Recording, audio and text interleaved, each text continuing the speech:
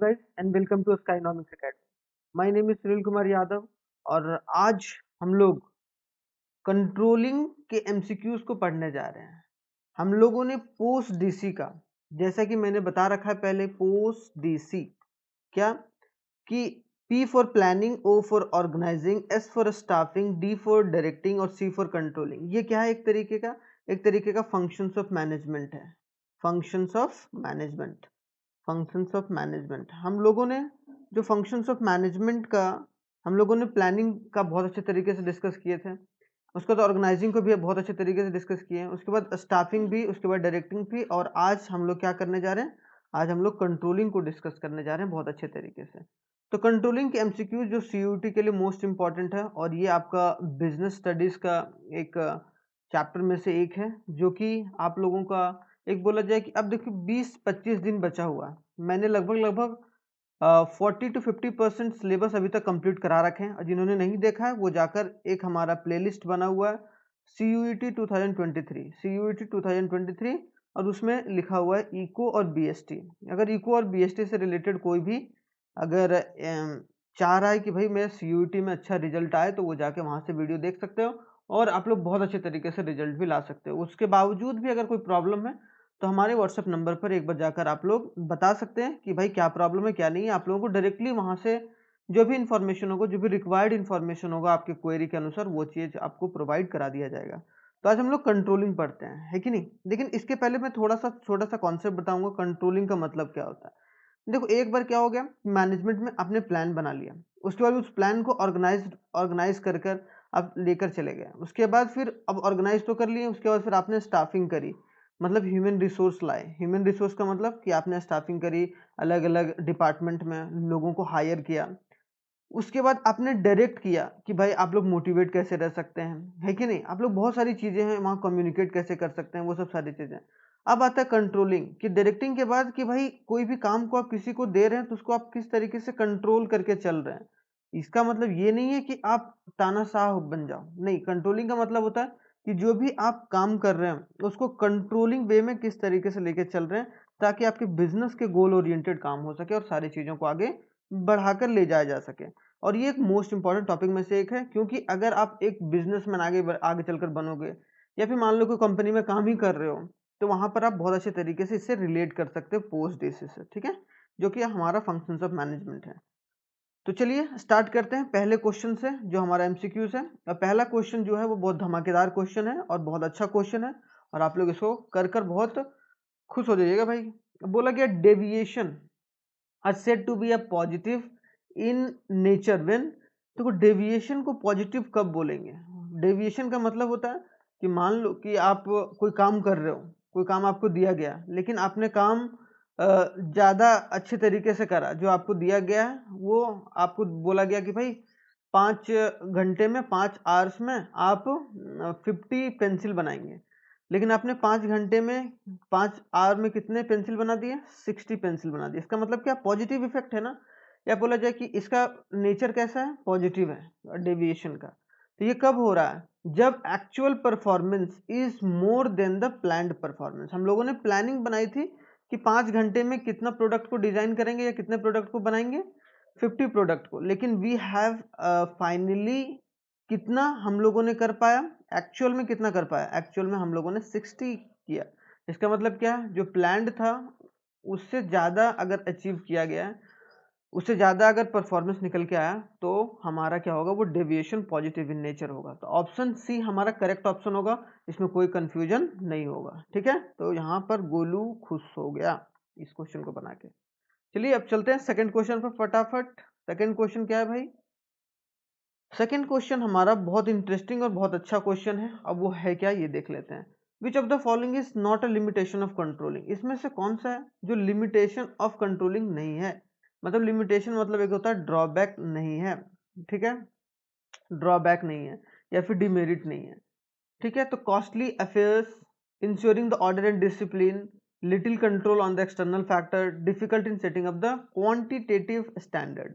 तो इसमें जो लिमिटेशन नहीं है वो हमारा क्या है? Ensuring order and discipline. ये एक तरीके का बोला जाए कि कंट्रोलिंग का फीचर्स है, ये लिमिटेशन नहीं है, it is not a limitation. और बाकी सारे क्या हैं, एक तरीके से लिमिटेशंस हैं कि डिफिकल्ट होता है क्वांटिटी स्टैंडर्ड को मेंटेन करने में, little control on external factor होता है, कॉस्टली अफेयर्स रहता है। तो ये क्या है, it is not a limitation. ये क्या है, लिमिटेशन नहीं है, लिमिटेशन नहीं है कंट्रोलिंग का। तो आई होप सो ये सेकंड क्वेश्चन भी आपका बहुत अच्छे तरीके से कंप्लीट होगा, ठीक है, पूरे जोश और जुनून के साथ। अब आते हैं क्वेश्चन नंबर थर्ड। बहुत अच्छे तरीके से बोला गया, कंट्रोलिंग फंक्शन, एक तरीके का कंट्रोलिंग क्या है, फंक्शंस ऑफ मैनेजमेंट है, brings the management cycle back to, कि जो कंट्रोलिंग होता है, कोई अगर कंट्रोल करके चलता है बहुत अच्छे तरीके से अपनी कंपनी में सारी चीज़ों को, तो वो मैनेजमेंट का कौन सा साइकिल बैक हो जाता है, फिर से आ जाता है। तो इसका ऑप्शन क्या होगा, प्लानिंग फंक्शंस, है कि नहीं। एक बार आप कंट्रोलिंग करके चल रहे हैं, फिर से आप प्लानिंग करोगे, मतलब एक तरीके से कि कंट्रोलिंग का मतलब होता है कि आप प्लान जो आपने बनाया था उस पर स्टिक होकर वो काम फिर से आप करोगे।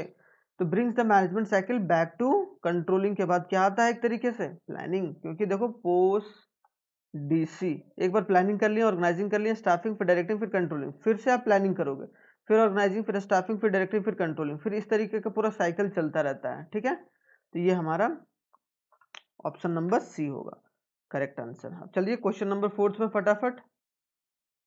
क्वेश्चन नंबर फोर्थ में क्या बोल रहा है, write the full form of PERT. PERT का फुल फॉर्म PERT, PERT का होता है, तो ये मोस्ट इंपॉर्टेंट है। अगर आप कोई बंदा कंट्रोल करके चल रहा है कंपनी को, या कोई लीडर जो है वो कंपनी में कंट्रोल करके चल रहा है, तो इसका होता है programme evaluation and review technique, कि जो भी प्रोग्राम लाया गया है या जो भी प्रोग्राम इनिशिएट किया गया है, उसमें जो भी प्रोग्राम में इवैल्यूएशन कर रहे हैं उसको कि भाई ये सही हुआ या गलत हुआ, या फिर रिव्यू कर रहे हैं कि जो टेक्निक हम लोग इस्तेमाल कर रहे हैं प्रोडक्शन में वो सही है गलत है, तो वो चीज़ हम लोग क्या आता है, पर्ट। तो पर्ट का मतलब programme evaluation and review technique.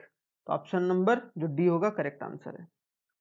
Fifth है, when the deviation between the actual performance and the planned performance are within the limit. अगर जो एक्चुअल परफॉर्मेंस है और जो प्लान्ड परफॉर्मेंस है वो लिमिट में है अगर, तो उसको हम लोग क्या बोलेंगे, तो no corrective action is required. Simple सी बात है कि आपने जो सोचा था 50 पेन बनाने के लिए, ठीक है, मान लो कि 50 पेन आप एक महीने में बना रहे हो, एक महीने में ज़्यादा हो गया ना, लेकिन चलो एक महीने में आपने 500 पेंसिल बना रहे हो, लेकिन आपने 500 प्लान भी करा था, 500 पेन प्लान करा था।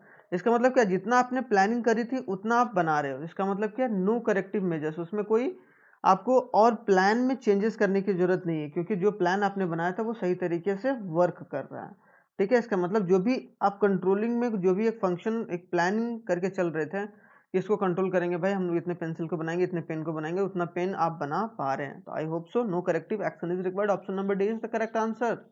Very good. अब आते हैं क्वेश्चन नंबर 6। देखो क्वेश्चन नंबर 6 में क्या बोला है, control by the action involves reporting the exceptional deviation between the actual performance and the standard performance in the top management. कि क्या कंट्रोल किया जाता है अगर एक्शन के थ्रू, तो रिपोर्टिंग क्या होगा, एक एक्सेप्शनल डेविएशन होता है जो भी एक्चुअल परफॉर्मेंस रहता है स्टैंडर्ड। तो ये क्या है, सही है या गलत है, तो एक तरीके से बोला जाए फॉल्स है।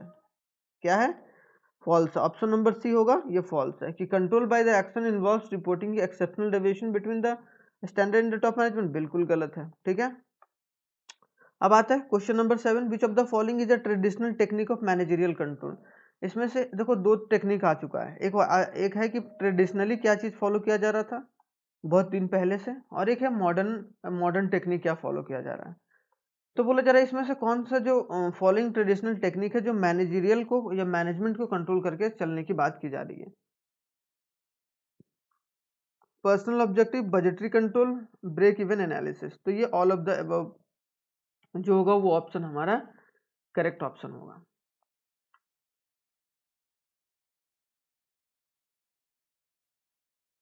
आते क्वेश्चन नंबर 8 में। क्वेश्चन नंबर 8 में क्या बोला, controlling functions find out how far a dash deviates from a standard. मतलब क्या कंट्रोलिंग फंक्शन क्या फाइंड आउट करता है कि how far dash deviate from the standard. इसका ऑप्शन नंबर ये होगा, how the actual performance deviate from the standard performance, ठीक है। एक्चुअल परफॉर्मेंस जो होगा वो कितना डेविएट करेगा, एक्चुअल परफॉर्मेंस कितना डेविएट कर रहा है स्टैंडर्ड परफॉर्मेंस से। तो कंट्रोलिंग फंक्शन ये करता है, ठीक है, कि आपने जो प्लान बनाया था वो कितना किस तरीके से फॉलो करके चला जा रहा है और किस तरीके से करेक्टिव मेजर्स लेना है। तो ऑप्शन नंबर ए हमारा करेक्ट आंसर है।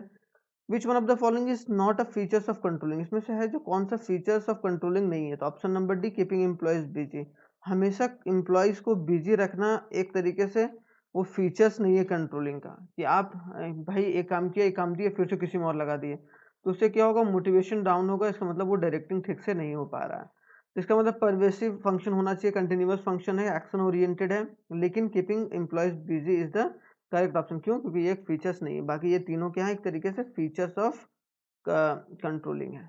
ठीक है, तो ऑप्शन नंबर जो डी होगा वो हमारा करेक्ट आंसर है। अब आते हैं क्वेश्चन नंबर 10 में। क्वेश्चन नंबर 10 में क्या बोला गया कि इन artificial plants manufacturing units the standard output is set of workers by 50 unit per day. क्या वर्कर्स की एक आर्टिफिशियल प्लांट मैन्युफैक्चरर यूनिट था, उसमें रखा गया कि भाई 50 पर यूनिट हम लोग जो आर्टिफिशियल प्लांट है उसको हम लोग लगाएंगे या करेंगे जो भी काम करना है, लेकिन Dinesh produce 48 unit in a day, in the given case the value of deviation, यहाँ डेविएशन कितना हो रहा है कि नहीं, अगर बोला जाए कि 48 ही किया, इसका मतलब 2 कम किया ना, तो -2 आंसर होगा इसका। इसका मतलब ऑप्शन नंबर डी जो होगा -2 डेविएशन हुआ है। Planning is theoretically whereas controlling is practical. Simple सी बात है कि जो प्लानिंग है, प्लान अगर तैयार किया जाता है तो वो एक तरीके से पूरा थ्योरी के रूप में, एक मतलब पेन और पेपर में बहुत अच्छे तरीके से तैयार किया जाता है, पेन और पेपर में, लेकिन जो कंट्रोलिंग है वो एक तरीके का प्रैक्टिकल है कि आप किस तरीके से उसको इम्प्लीमेंट करके उस पर आ रहे हैं। तो ये क्या करेक्ट ऑप्शन है, तो ये हमारा क्या option number D, it is true in nature, ये ट्रू है। ठीक है, ये बात याद रखिएगा, क्योंकि जो कंट्रोलिंग है वो प्लानिंग से रिलेट करता है। अब आते हैं ट्वेल्थ क्वेश्चन में क्या बोला है, the comparison of actual performance within the planned performance become easy if the standard are set in a quantitative terms. अगर आप क्वांटिटेटिव टर्म्स में कोई मान लो कि 500 या 600 यूनिट्स बनाना है कि क्या करना है, अगर आप क्वांटिटी में आपने क्या करा है कि अपने मेजरमेंट्स को रखा है, तो क्या होगा कि एक्चुअल परफॉर्मेंस और जो भी स्टैंडर्ड परफॉर्मेंस है या जो प्लान्ड परफॉर्मेंस है उसको आप लोग बहुत अच्छे तरीके से एनालाइज करते हैं। तो ऑप्शन नंबर सी हमारा करेक्ट ऑप्शन है, क्वांटिटेटिव टर्म्स में। ठीक है, which one of used to indicate, which terms is used to indicate the difference between a standard performance and the actual performance, जिसमें से कौन सा बोलते हैं, डेविएशन बोलते हैं, है कि नहीं। तो डेविएशन को क्या बोलते हैं, डेविएशन इज द टर्म या deviation is the difference between the standard performance and the actual performance. तो डेविएशन का मतलब ये होता है, ऑप्शन नंबर ए हमारा यहाँ पर करेक्ट आंसर है। क्वेश्चन नंबर 13 भी कंप्लीट है। अब आते हैं क्वेश्चन नंबर 14 में फटाफट। क्वेश्चन नंबर 14 में क्या बोला गया, क्वेश्चन नंबर 14 में बोला गया कि the name the principal that a manager should be, वहाँ क्या बोला, प्रिंसिपल ऑफ कंट्रोलिंग, कि क्या कौन कौन सा प्रिंसिपल ऑफ कंट्रोलिंग होगा, प्रिंसिपल ऑफ कंट्रोलिंग क्या क्या होगा। अब यहाँ पे बोला गया should be considered while dealing with a deviation effectively, कि डेविएशन को सही तरीके से एनालाइज करके या डील किया जा सकता है, तो उसका आंसर क्या होगा, बी मैनेजमेंट ऑफ एक्सेप्शन। क्या एक्सेप्शन को क्या एक तरीके से क्या है कि प्रिंसिपल है जो manager should consider by dealing with deviation, कि एक्सेप्शन क्या क्या हो सकते हैं इसके, या क्या क्या अलग तरीके से इसको हम लोग प्लान करके काम कर सकते हैं। Question number 15, what is the full form of DCS. DCS का फुल फॉर्म क्या होता है, इसका बहुत अच्छा है, डिपार्चर कंट्रोल सिस्टम, कि जो भी चीज़ अब यहाँ से डिपार्ट हो रहा है तो वो चीज़ कैसे कंट्रोल किया जाए। तो डिपार्चर एक बोला जाए, डिपार्चर कंट्रोल सिस्टम इसका सही आंसर है, तो ये बात याद रखिएगा। ठीक है, अब आते हैं क्वेश्चन नंबर 16 में। 16 में क्या बोला गया भाई, क्वेश्चन नंबर 16 है, क्वेश्चन नंबर 16 हमारा है, dash are criteria against which the actual performance should be measured. जहाँ पर एक्चुअल परफॉर्मेंस मेजर किया जाता है तो स्टैंडर्ड को मेंटेन करके, अगर स्टैंडर्ड इज द क्रिटेरिया, कि जो आपने स्टैंडर्ड सेट करा था वो चीज़ आपने कर पाया कि नहीं कर पाया, इसका मतलब जो भी एक्चुअल परफॉर्मेंस आपने सेट करा था वो अचीव किए कि नहीं किए। तो स्टैंडर्ड के थ्रू आप क्या कर सकते हैं, एक्चुअल परफॉर्मेंस को मेजर कर सकते हैं। तो ऑप्शन नंबर सी हमारा करेक्ट आंसर है। Question number 17, management is exception in management by exception is controlling performance is the key result area, ये सही है या गलत है। तो ऑप्शन नंबर डी होगा फॉल्स है। ये जो प्रिंसिपल होता है मैनेजमेंट ऑफ एक्सेप्शन, क्या एक तरीके से प्रिंसिपल है, प्रिंसिपल ऑफ कंट्रोलिंग। ठीक है, ये की रिजल्ट ऑफ द एरिया नहीं है। तो ऑप्शन नंबर जो डी होगा करेक्ट आंसर है फॉल्स। अब आते हैं क्वेश्चन नंबर 18 में कि भाई क्या सीक्वेंस होता है। देखो सीक्वेंस सारी चीज़ों का आप लोग पता होना चाहिए। पोस्ट डीसी सबका मतलब प्लानिंग का सीक्वेंस क्या है, ऑर्गेनाइजिंग का सीक्वेंस क्या है, स्टाफिंग का क्या है, डायरेक्टिंग का क्या है, कंट्रोलिंग क्या है। तो आज हम लोग जो लास्ट है इसमें कंट्रोलिंग के प्रोसेस का सीक्वेंस हम लोग जानने की कोशिश करेंगे। तो ऑप्शन नंबर बी होगा इसका correct answer. Setting performance standard, performance के स्टैंडर्ड को सेट करो, फिर मेजर करो एक्चुअल परफॉर्मेंस को, फिर कंपेयर करो actual performance with the standard performance, फिर एनालाइज करो डेविएशन का, फिर उसके बाद करेक्टिव मेजर्स लो। तो ये सही ऑप्शन हमारा है, ठीक है, इसमें कोई डाउट नहीं होना चाहिए। और बाकी सारे ऑप्शंस क्या हैं कि गलत ऑप्शंस हैं, ठीक है, तो ये बात याद रखिएगा। मेजरमेंट ऑफ एक्चुअल परफॉर्मेंस पहले कर ही नहीं सकते हैं, कंपेयर पहले नहीं कर सकते हैं, टेकिंग करेक्टिव एक्शन पहले नहीं कर सकते हैं, इसीलिए तीनों ऑप्शन गलत है। पहले सेट करना होगा परफॉर्मेंस स्टैंडर्ड की कहाँ तक या क्या हम लोग क्वांटिटेटिव मेजर्स लेने वाले। तो option number B is the correct answer. तो आप लोग बहुत अच्छे तरीके से इसको देख सकते हैं। अब आता है क्वेश्चन नंबर 19, क्या बोला है कि विच of the following standard does not highlight the relationship between planning and controlling. इसमें से कौन सा स्टेटमेंट है जो हाईलाइट नहीं करता है प्लानिंग और कंट्रोलिंग के बीच में relation. Planning and controlling are interrelated and interdependent. तो ये क्या है, ये हाईलाइट कर रहा है। तो ये ऑप्शन एक तरीके से ये relationship between controlling and planning को हाईलाइट कर रहा है। उसके बाद क्या है कि planning is perspective, controlling is evaluative. सही बात है कि एक पर्सपेक्टिव लेके चल रहे हैं और इवेल्युएट कौन करता है, controlling. Planning without controlling is meaningless, controlling without planning is blind. बिल्कुल सही है। तो मतलब ये तीनों एक तरीके से रिलेशनशिप बता रहा है किसका, किसके बारे में, प्लानिंग और कंट्रोलिंग के बीच में। लेकिन planning and controlling are separable twins of the management. बिल्कुल नहीं है कि ये एक अलग अलग मैनेज फंक्शंस ऑफ मैनेजमेंट है, बिल्कुल गलत है। तो it does not highlight the relationship between planning and controlling. तो ऑप्शन नंबर डी है यहाँ पर करेक्ट आंसर होगा। अब आते हैं 20 में। The manager of 180 limited calculated the sales total sales and revenue earned by each sales executive to conduct the appraisal at the end of the year. Which step of controlling is highlighted here? यहाँ बोला गया कि एक company का मालिक है वो क्या कर रहा है, या कंपनी का मैनेजर है वो क्या कर रहा है कि सेल्स एक्जीक्यूटिव को जो भी काम दिया गया था उनको अप्रीजल को, कि भाई जिसने अच्छा काम करा उसको कुछ बोनस मिलेगा, कुछ ये करेगा, या फिर कुछ उस तरीके से आगे क्या क्या उसको किस तरीके से एनालाइज करके किस तरीके से क्या करना है। तो यहाँ पर एक तरीके से मेजरमेंट ऑफ एक्चुअल परफॉर्मेंस किया जा रहा है कि आपको जो साल के पहले जो काम दिया गया था, आप साल के एंड में आपने कितना कितना काम करा या नहीं करा। तो एक तरीके से मेजरमेंट ऑफ एक्चुअल परफॉर्मेंस हो रहा है। तो ऑप्शन नंबर जो बी होगा वो हमारा करेक्ट आंसर होगा, इसमें नो डाउट। क्लियर, चलिए ठीक है। उसके बाद आते हैं क्वेश्चन नंबर 21 में। अब क्वेश्चन नंबर 21 में क्या बोला है कि मिस्टर निर्भया कपूर, जो निर्भय कपूर था वो सीईओ ऑफ पटना लिमिटेड है। पटना लिमिटेड एक कंपनी है ठीक है, उसके वो सीईओ है। एनालाइज द वेरिएंस, उन्होंने क्या करा, एक वेरिएंस को एनालाइज करा and find out the cause of variance, identify the step of controlling process being perform. कि उन्होंने वेरिएंस एनालाइज करा कि कहाँ कहाँ क्या क्या वेरी किया जा सकता है या कहाँ कहाँ वेरी हुआ है, और उसने कॉज भी फाइंड आउट कर लिया। तो इसका क्या है, एक तरीके से एनालाइज उसने डेविएशन को बहुत अच्छे तरीके से करा कि भाई जो वेरी किया है जो काम में वो कहाँ कहाँ से और किस तरीके से हुआ है और अच्छे तरीके से हुआ है या नहीं हुआ है। तो एक तरीके से एनालाइज किया है क्या, डेविएशन। आई होप सो ये ऑप्शन नंबर सी हमारा करेक्ट आंसर है। 22, विच with which concept is saying if you try to control everything you may end up controlling nothing।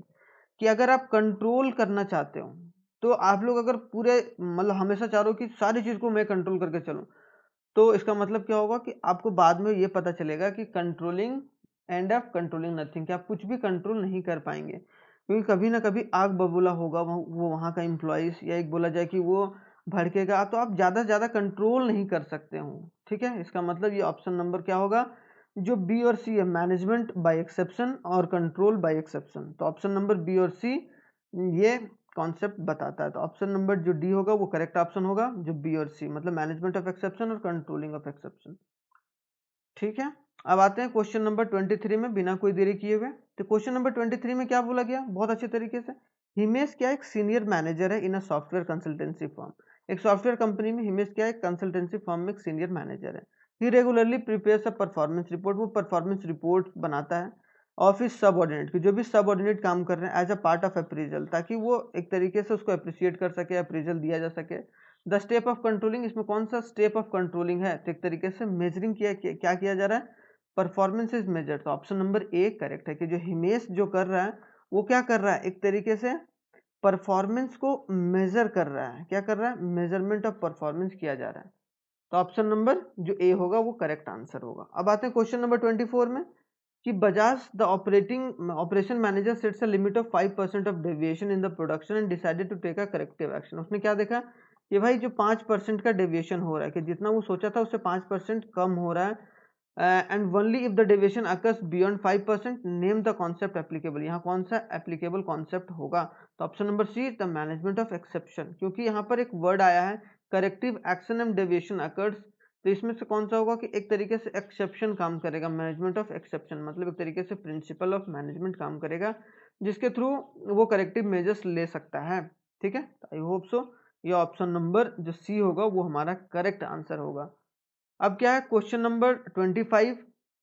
Question number 25 में क्या बोला, N efficient control system helps. अगर कोई एफिशिएंटली बहुत अच्छे तरीके से कंट्रोल करके चल रहा है, कि ज़्यादा दबाव भी नहीं दे रहा है, हर एक चीज़ों को एक तरीके से, देखो कंट्रोल करने का मतलब यहाँ पर ये है, ऐसा नहीं कि तानाशाह बन जाना, ऐसा है कि हर एक चीज़ों पर नज़र होनी चाहिए आपकी, कि मतलब जो भी आपने सोचा वो काम हो रहा है या नहीं हो रहा है। अगर वो हो रहा है तो अच्छी बात है, नहीं हो रहा है तो आप एक्शन लो। इसका ऑप्शन नंबर जो होगा कि जज accuracy of standard and boost employees moral. इसमें क्या करो कि बूस्ट करो एम्प्लॉयज का मोरल, कंट्रोलिंग का मतलब ये होता है, और जो जज करो स्टैंडर्ड का, जो भी एक्यूरेसी मेंटेन करके चलना है। तो ऑप्शन नंबर सी, ए और बी, आंसर नंबर जो सी होगा वो करेक्ट आंसर होगा। ठीक है, taking corrective action is a step of controlling a process. कौन सा स्टेप है टेकिंग करेक्टिव एक्शन, तो ये क्या है, लास्ट स्टेप है। लास्ट में आप सारा चीज काम कर लोगे प्रोसेस में, कंट्रोल में, लास्ट में आप क्या करोगे, एक तरीके से करेक्टिव एक्शन लोगे। करेक्टिव एक्शन लेना बहुत जरूरी है। ठीक है, लास्टली तो वो लास्ट स्टेप ऑफ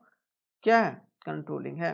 अब आते हैं क्वेश्चन नंबर 27 में फटाफट। क्वेश्चन नंबर 27 में क्या बोला कि जो planning is a guided by the past experience. Planning क्या किया जा रहा है, गाइड किया जा रहा है past experience, and corrective action is taking controlling process that is regarded as a backward looking function. एक तरीके से कि जो पास्ट एक्सपीरियंस आपके साथ हुआ है, अब उसके चीज़ों को लेकर या फिर उसके उसके हिसाब से आप करेक्टिव एक्शन ले रहे हैं। इसका मतलब आप क्या कर रहे हैं कि आप पीछे जो गलती किए हैं उस गलती को देखते हुए आप एक्शन ले रहे हैं, तो बैकवर्ड लुकिंग फंक्शंस, उसको क्या बोलेंगे, बैकवर्ड लुकिंग फंक्शंस बोलेंगे। Question number 28, the controlling process while setting up the performance standard. Standard can be set, किसमें सेट किया जा सकता है, क्वांटिटेटिव एंड क्वालिटेटिव दोनों में किया जा सकता है। क्या, कंट्रोलिंग प्रोसेस में जो परफॉर्मेंस स्टैंडर्ड रहता है। तो ऑप्शन नंबर सी होगा वो करेक्ट है, लेकिन ज्यादातर किसमें होता है, क्वांटिटेटिव टर्म में होता है। ठीक है, क्वांटिटेटिव ऐसा नहीं कि आप ज़्यादा काम कर रहे हो लेकिन आप वो काम अच्छा से नहीं कर रहे, तो फायदा क्या है।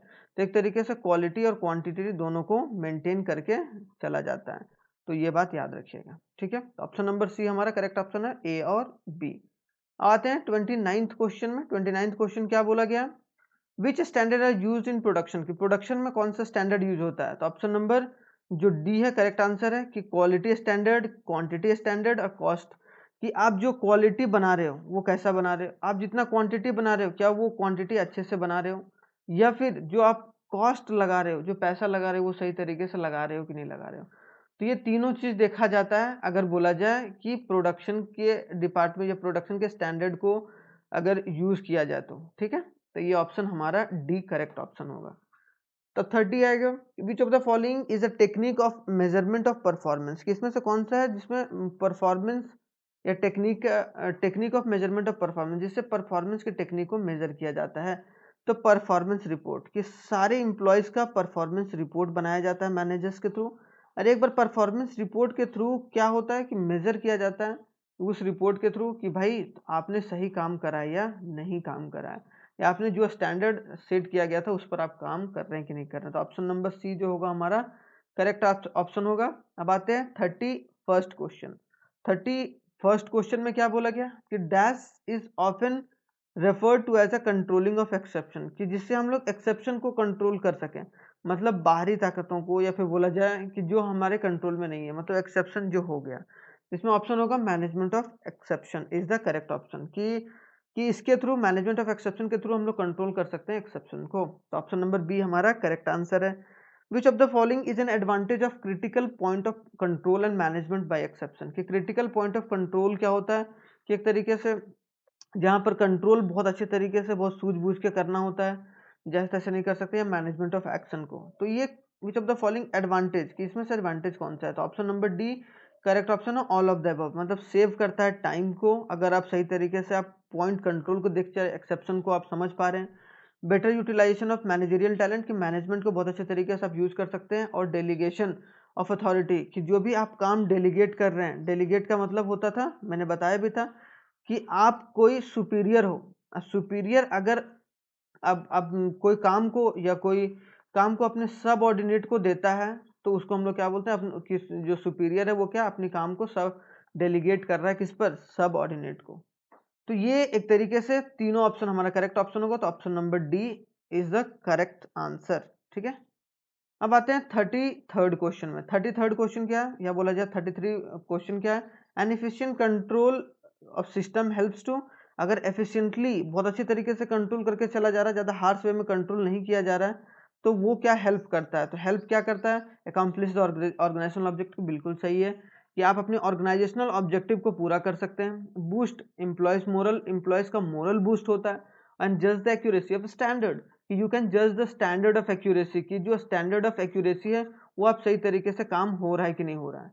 ठीक है, तो ऑप्शन नंबर डी होगा correct option, all of the above is the correct option. अब आते हैं क्वेश्चन नंबर 34 में। 34 में क्या बोला, controlling function is a organisation, is an organisation is controlling function of an organisation, कि अगर कोई कंट्रोलिंग फंक्शन है ऑर्गेनाइजेशन के लिए क्या है, तो option number forward as well as backward looking, दोनों चीज देखना पड़ता है, कि भाई आगे क्या कर सकते हैं, है कि नहीं, कंट्रोल आगे कैसे कर सकते हैं, और पिछला किस तरीके का हमारा परफॉर्मेंस रहा है, मतलब जो बैकवर्ड परफॉर्मेंस रहा है, ये पीछे जो हम लोगों ने काम करा वो क्या सही तरीके से काम किए हैं या नहीं किए हैं। तो ऑप्शन नंबर जो सी होगा वो करेक्ट आंसर होगा। ठीक है, 35th क्वेश्चन आ जाते हैं जल्दी से। देखो कितनी अच्छे तरीके से हम लोग पढ़ते जा रहे हैं, ताकि वो एक इम्प्रूवमेंट हो, ताकि आप भी अच्छे तरीके से उसको टैकल करके चलते चलिए। 35 है मैनेजमेंट ऑडिट, अगर मैनेजमेंट का ऑडिट होता है, जैसे होता है ना टैक्स डिपार्टमेंटल ऑडिट करता है, तो एक मैनेजमेंट का ऑडिट कर रहा है कि भाई जो मैनेजमेंट है वो सही तरीके से काम कर रहा है कि नहीं कर रहा है।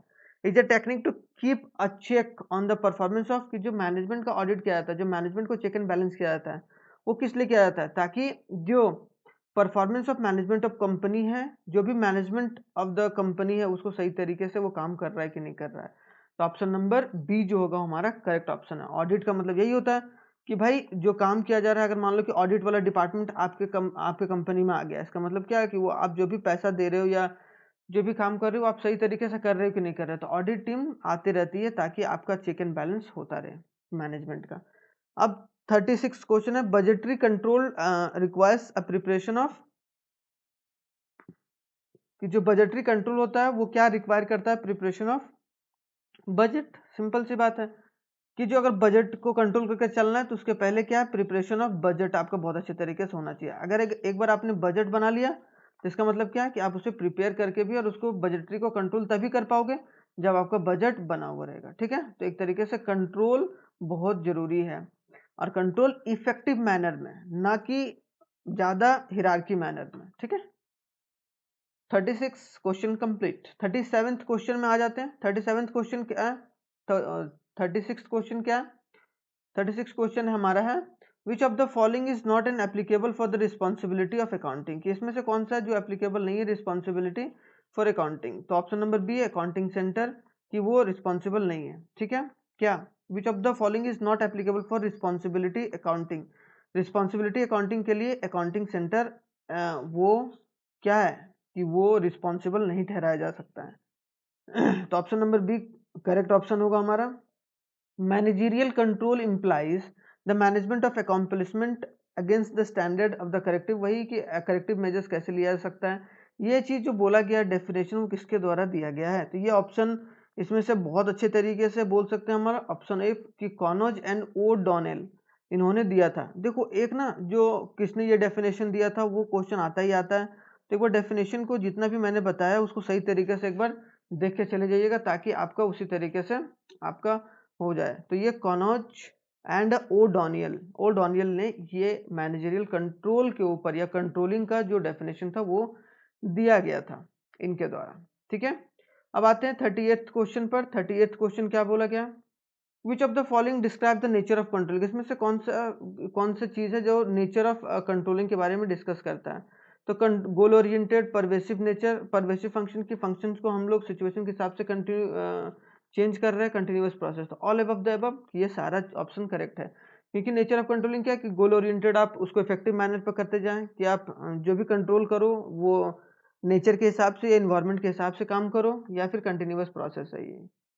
तो all of the above is correct option. Controlling provide direction to all activities, controlling क्या करता है, प्रोवाइड करता है direction to all activities, and each department of the employees is govern by a predetermined standard, और हर एक department को या हर एक एम्प्लॉयज जो होता है उसको गवर्न करने के लिए एक प्रॉपर मेजर्स के थ्रू, प्रॉपर स्टैंडर्ड के थ्रू उनको एनालाइज किया जाता है या उनको इवेल्युएट किया जाता है। विच हेल्प्स इन एस्टैब्लिशिंग, वो क्या हेल्प करता है, among them helps a coordination, ये क्या करता है, कोऑर्डिनेशन बनाने में काम करता है, ताकि सारा जो मैनेजमेंट का फंक्शन हो वो सही तरीके से काम कर चले। तो ऑप्शन नंबर डी हमारा करेक्ट ऑप्शन होगा। अब आते हैं 40th क्वेश्चन में। क्या है 40th क्वेश्चन में हमारा बोला गया, जो कि हमारा I think so last question है, वो क्या बोला गया, which of the following factors are beyond the control of organisation, इसमें से कौन सा फैक्टर है जो कंपनी होता है या जो मैनेजमेंट होता है वो कंट्रोल नहीं कर सकता है।